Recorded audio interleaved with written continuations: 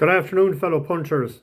Mickey D back with you here on Friday. As you can see, possibly by the sunshine, you know that I'm not here at my usual time this week. It's about 4:30, sun shining, just pissing rain all night and all day. Didn't get the chance to do it, the video earlier in the day because Friday is an early day with the schools. Hands up when Tom Cannon jumped the last on JBY. Hands up who thought we were going to win. Hands up when Rob Hornby headed for home, furlong out on Coltrane. Who thought we were going to win?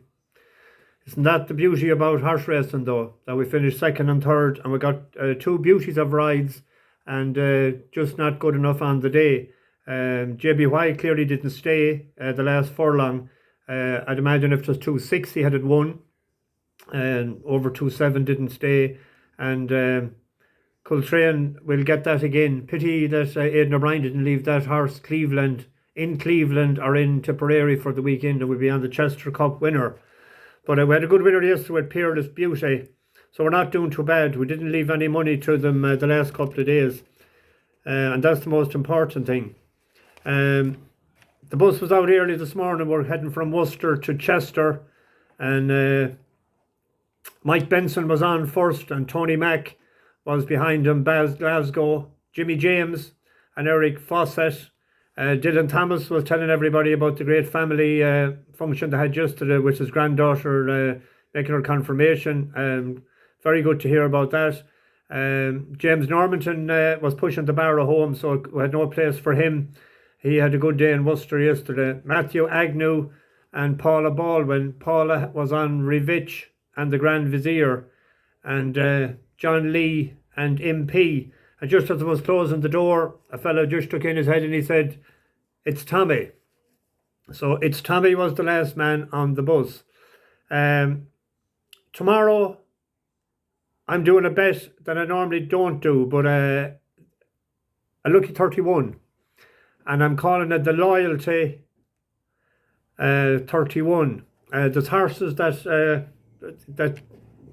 I couldn't leave out, and rather than saying a pint each way on 5 of them, which would be 10 pints, I'm doing like €1 lucky 31, which is like €62, which is 6 pints.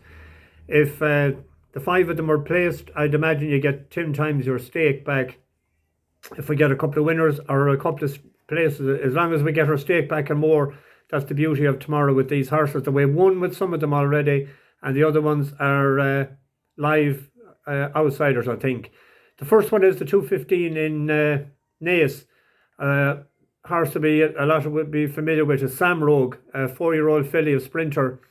She's small in stature, but she's a good little sprinter, and the ground just might be a little bit yielding. I'd prefer if it was good, but she carried 10 stone 2 the last time, and she's on a more suitable 9 stone 4 this time.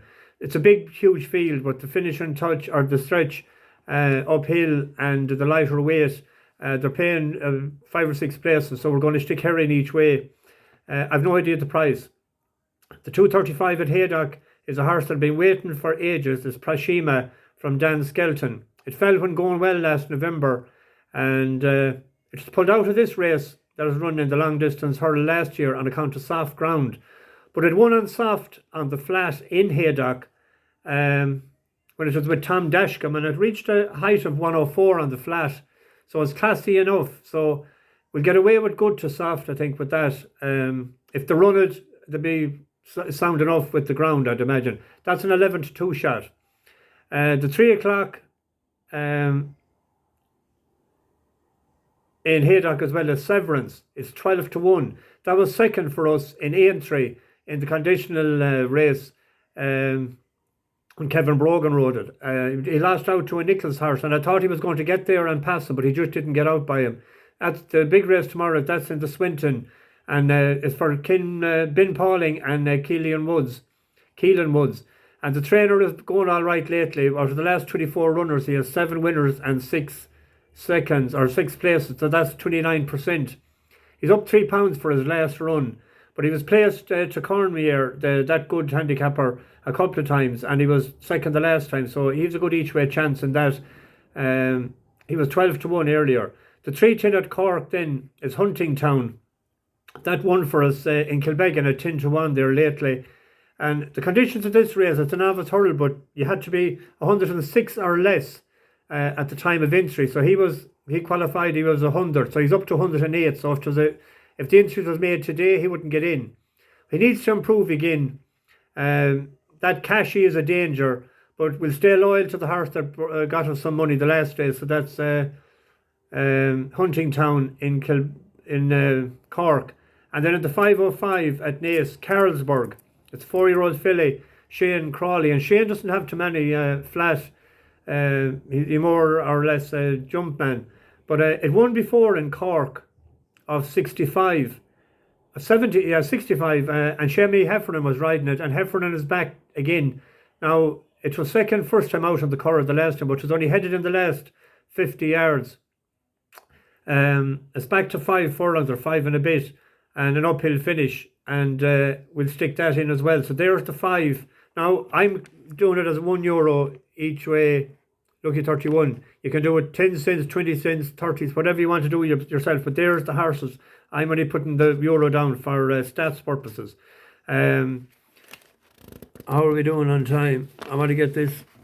The Kentucky Derby is tomorrow night.